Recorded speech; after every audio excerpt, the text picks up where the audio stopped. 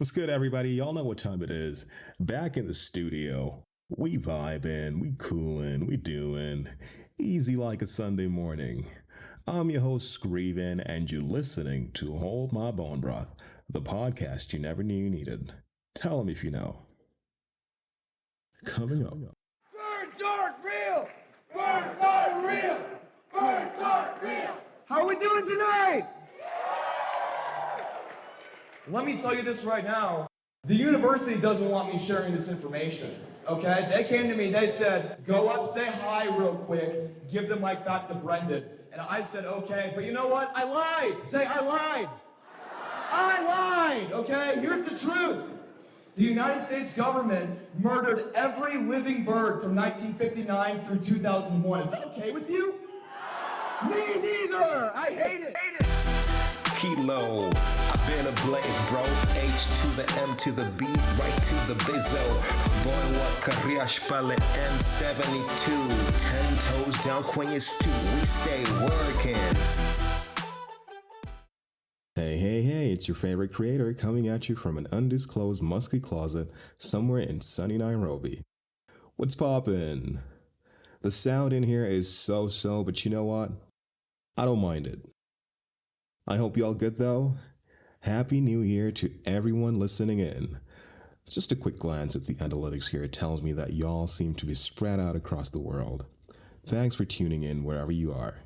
Appreciate each and every one of you. Still early days, but 2023 by all appearances looks like it might be a normal year. Can't believe I just said that, but I did. We haven't had one of those in a while, so a guy can hope. For all we know, this year could be 2020's evil twin. There's a bunch of smoldering fires I got my eyes on that could burst into open flame without warning.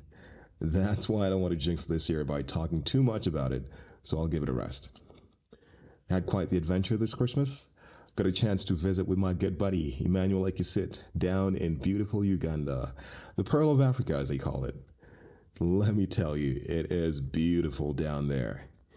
You may remember Emmanuel, he was my very first guest on the show, and boy is his restaurant swanky.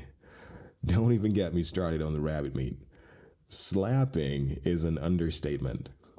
Next time you're in those ends, slide by Sungura and show my dude some love, will ya? Definitely worth the hype. You'll not regret it. Shout out to Bev202 for the 5-star review on Apple Podcasts. My very first glowing review. Reading that gave me the warm fuzzies. I feel giddy right now just talking about it. You're too kind, Bev. Means a lot to me. Stick around and I'll tell you how to get your own HMBB branded tea at the commercial break. Just my little way of saying thank you. Moving on. The jokes just keep writing themselves, don't they? Sometimes you gotta make the mundane hilarious, but it's so much easier when you don't have to dissect the funny yourself. We'll take a short break, then come back with the offbeat news segment where I recap whimsical stories making headlines around the globe. Catch you on the other side. Easy breezy.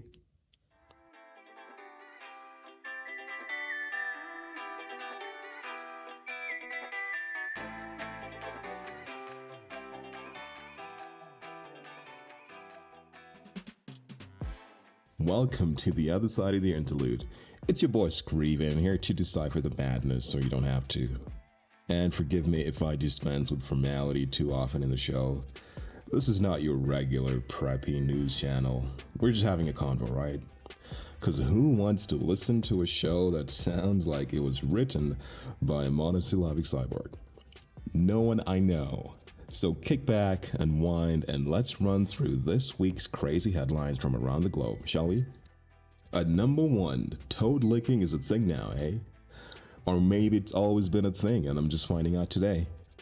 This is one of those stories that make you go, what in the world? Can someone please tell me why we got peeps making the pilgrimage to the Sonoran Desert in search of psychedelic toads?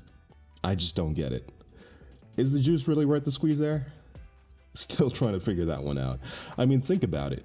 Some of y'all are literally poaching toads. And that's not hyperbole. Considering how toxic Sonoran toad venom, aka 5-MeO-DMT is, I hear it's 5 times stronger than DMT, but don't quote me on that.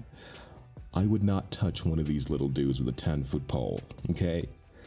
According to the addictioncenter.com, the hallucinogen secreted by this type of toad is a Schedule 1 classified substance, which carries the threat of a 10-year sentence for possession. If you really want to go to jail that bad, lick a toad. Lick a toad and find out. I should put that on a t-shirt. Lick a toad and find out. Unless, of course, you're Mike Tyson, Chelsea Handler, or Hunter Biden, who've all admitted to being hopped up in toad venom more times than I care to count. The National Park Service issued a rather snarky warning on its Facebook page recently, asking the public to stop licking strange things, like they would know. And I quote, "As we say with most things you come across in the national park, whether it be a banana slug, unfamiliar mushroom, or a large toad with glowing eyes in the dead of night, please refrain from licking. Thank you." That's just gold right there. Too funny. Coming in hot at number 2, from Prince Charming to the ugliest toad in the crypto world, FTX, the brainchild of Sam Bankman-Fried, is in the news again. No surprise there. The now defunct crypto exchange platform has been making headlines since November last year, when it hit the skids after experiencing a liquidity crisis, thrusting thousands of investors into financial ruin. For y'all who've been following the story, you might recall there were claims back in December of 22 that the top brass of FTX had a secret chat group on Signal called, and I'm not making this up, Wire Fraud. I don't know about y'all, but that screams premeditation to me. If Malice Aforethought had a middle name, it would be Wire Fraud. The hubris on these guys, sheesh. You would think they would do a better job at hiding their tracks. And by they, I mean Alameda CEO Caroline Ellison, a Stanford grad by the way, and FTX's 2 co-founders, Sam Bankman-Fried and Zhixiao Gary Wang, both MIT grads. If you're wondering what good old Sam's been up to since he posted bail after pleading not guilty to charges of federal fraud and conspiracy, my dude started a newsletter on Substack in which he claims his innocence and wastes no time throwing Miss Ellison and Mr. Wang under the bus. The 2 who were left holding the bag pled guilty to fraud charges and are cooperating with prosecutors. Meanwhile, SBF is out on a $250 million bail, perfecting his craft as a writer on Substack. Not fair. If the Bernie Madoff scandal taught us anything, it's you're never too big to fail. Bernie, the mastermind behind the biggest Ponzi scheme in history, got 150 years behind bars. He only served 3 of those before he suddenly died in 2021. $64.8 billion is how much he swindled unsuspecting investors. FTX reported only $3.1 billion of investor money lost on its recent bankruptcy filing a month ago. The number could be as high as $8 billion, but let's be conservative and go with the $3.1 billion figure. That's a lot of coin. $3.1 billion gone. Poof. We never learn, do we? How many hot stoves do we need to touch before we actually get it? Even if the scam had massive neon lights on it telling us this is a scam, we'd still bite. Astan Enriquez, a financial historian and the author of The Wizard of Lies, a book covering the Bernie Madoff saga. Commenting on the similarities between SBF and the late Bernie, she told the Guardian newspaper that, and I quote, "The most essential gift of a con man is that they can inspire trust that never wavers, even in the face of red flags and worrisome details. You can't look at FTX as anything but a massive leap of faith by a lot of people who should have known better." Close quote. Do your due diligence, guys. Trust but verify. In fact, zero trust is a good baseline to start off anyone promising huge returns over a short period of time. So many cautionary tales out there. The last thing we need is more victims. And boy, do they come in all shapes and sizes. They run the whole gamut from Tom Brady Larry Bird, Steph Curry, down to the Joe Schmo across the street. It's just plain sad. Where I get very short on my sympathy is when you have a fraudster preying on old people and their retirement money. If you're listening to this and you're a con, leave the old people alone. Matter of fact, get a real job. At number 3, Florida's huge iguana problem. What would you do if you found an iguana lounging in your toilet bowl, just chilling? You know what I'd do? I'd burn the whole house down. Toilet, iguana, and everything. All humor aside, the reptiles are out of control in the state, and there's no amount of hunting teams that can keep them from multiplying. I have it on good authority that a female iguana can lay up to 70 eggs a year. Yikes. Even if the egg mortality rate was 50%. I don't know what the exact figure is, but stay with me here. For every iguana you dispatch, 35 more would spawn in its place within a year. See how I pulled a stat from nowhere and worked my way backwards from there? I'm sure the survival rate is pretty high because the iguana population is growing at a pretty fast clip, and that brings with it its own set of problems. I'm talking salmonella infections to destruction of plant life, to structural damage, to power outages, the whole nine. I think Floridans will just have to learn how to coexist with these little dinosaurs because they're going nowhere. For all we know, they might have been here first, and we are the actual invasive species. But that's a discussion for another day. At number 4, Bill Gates did his 11th AMA on Reddit the other day, and it went down exactly how you'd expect it to go. It was equal parts savage and refreshing. More savage than refreshing from where I sit. Bedlam doesn't begin to describe what went down in the comment section. I mean, the guy's going to be a granddad. That's always a good thing, right? But that didn't stop the troll army from challenging Mr. Gates to a jousting match. And boy, did they come in droves. In their defense, Billy opened the door. All they had to do was walk themselves right in. Here's a sample of some of the inglorious burns they served up. Lucky Taurus commenting on Bill Gates' stunning revelation that he owns 1/4000 of the farmland in the US couldn't fathom how giving away one's wealth could be a full-time job. They said, "Imagine your full-time job was giving away your own money. LOL." There's levels to philanthropy, I guess.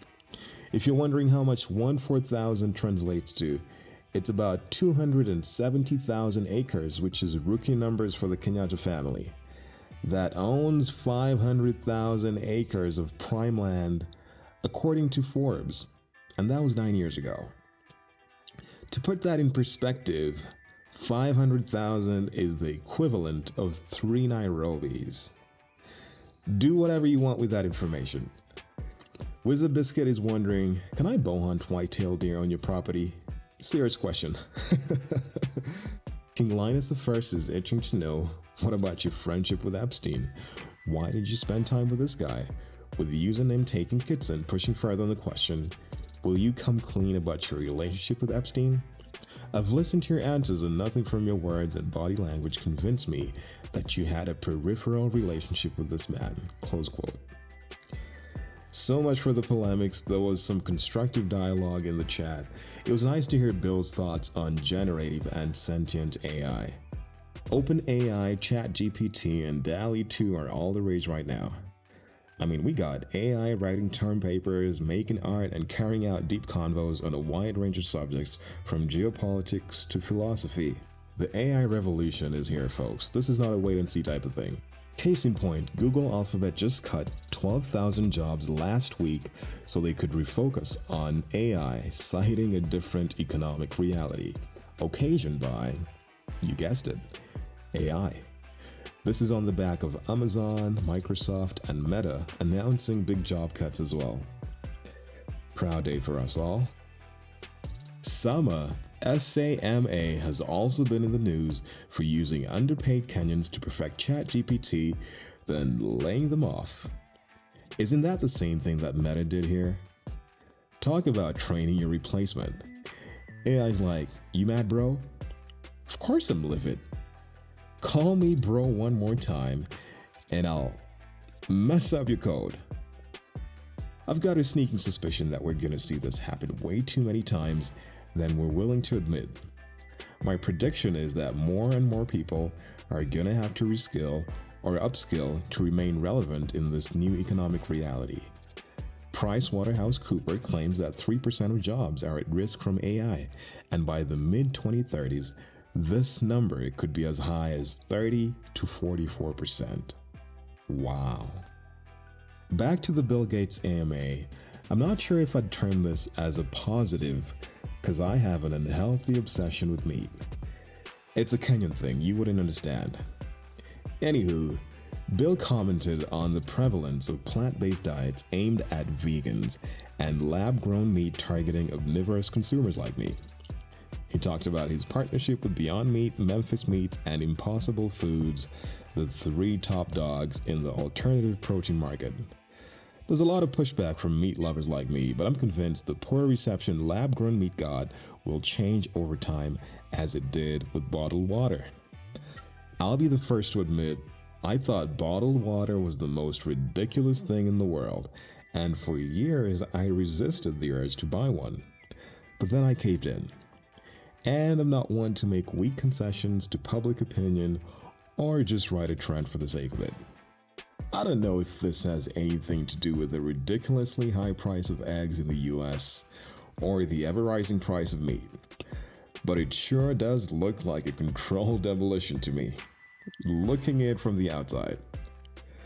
I've heard some people say, the nerds are gonna kill us. Well, why did you bully them in the first place? Go figure. And to round up the segment at number 5, TikTok is making headlines for all the wrong reasons again. If there was ever proof that big tech was spying on you, TikTok would be it. Just last week, Kentucky joined more than 20 US states in banning TikTok on government devices, citing cybersecurity concerns. Oh snap. The state that gave you KFC is telling you that you should reconsider your relationship with TikTok. Either they know something we don't, or their latest move just validated my concerns and confirmed my worries that privacy is a myth. I do have a TikTok account, but that's only because I had to get one as part of my social media marketing class. I don't even use it anymore because I'm paranoid like that. And I've watched enough movies to know that only the paranoid survive. Social listening is a thing, folks, and you can replace listening with spying because that's exactly what it is. Whichever way you paint it, it is soft espionage at the very least. Make no mistake about it. Anything that makes your cat whiskers stand on end is something you should approach with an abundance of caution. Do I have a healthy level of distrust for social media? Maybe. Is it rational? Absolutely. And that brings us to the end of the Offbeat News segment. The last story I covered is the perfect segue to the broccoli is a little sus. Stay tuned.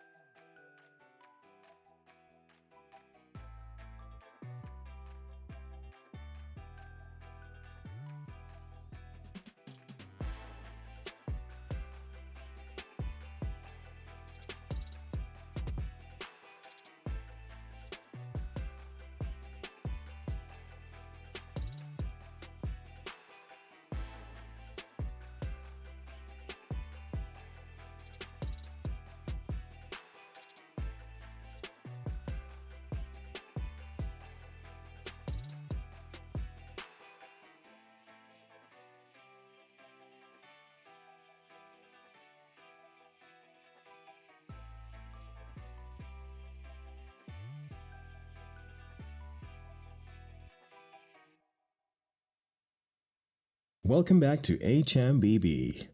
I'll be solo dolo today, but I'm a tenor. I can hold it down. Got some potential guests lined up, so expect a few solo casts until I get a couple of interviews in. I also wanted to let my fans know that I opened a merch store. Click on the link in the description to get your hands on some HMBB branded drip.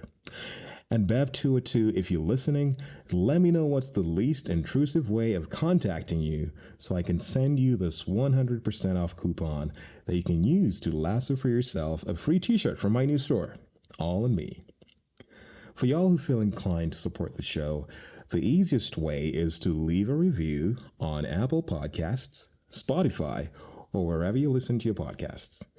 If you like the show or think I whiffed it, let me know. I got thick skin, and I'm not squeamish about asking for a second opinion.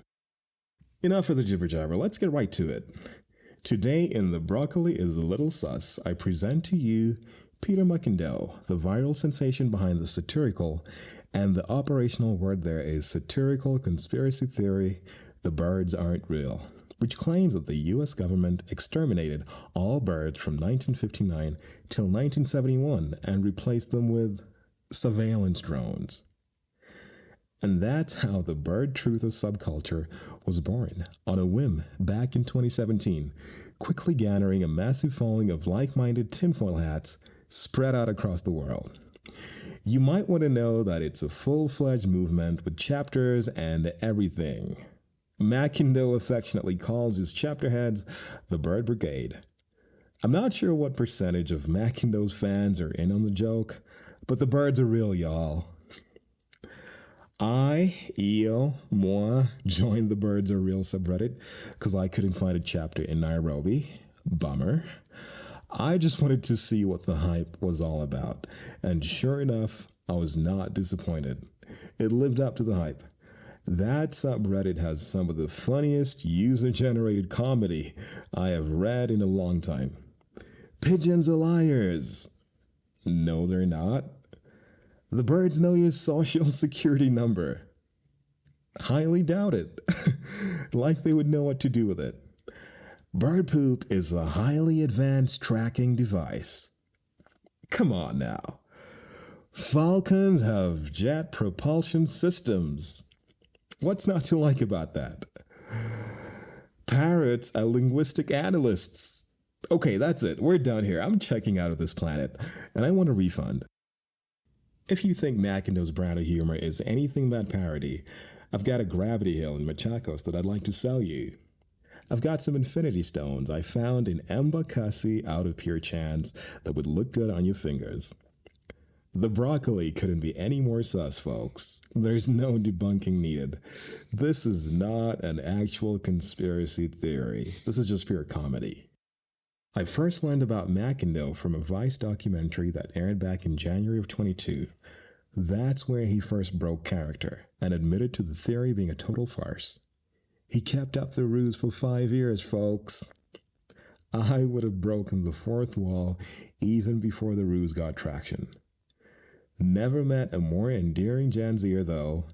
Muckindo is very witty, super funny. Some of the jokes he comes up with are just off the chains. I mean, he's got everything going for him. Has all the charisma in the world, a personality the size of the sun. What's not to like about him? He's definitely changing the way comedy is purveyed to the masses. Very unconventional, but listening to him for even 10 seconds will have you laughing hysterically. And that wraps it up for the show, folks. My handles for all the socials that matter, so I'm talking YouTube, Instagram, and Twitter, is @HoldMyBoneBroth. Drop an elbow on the follow button and let's keep the convo going. Catch you on the next one.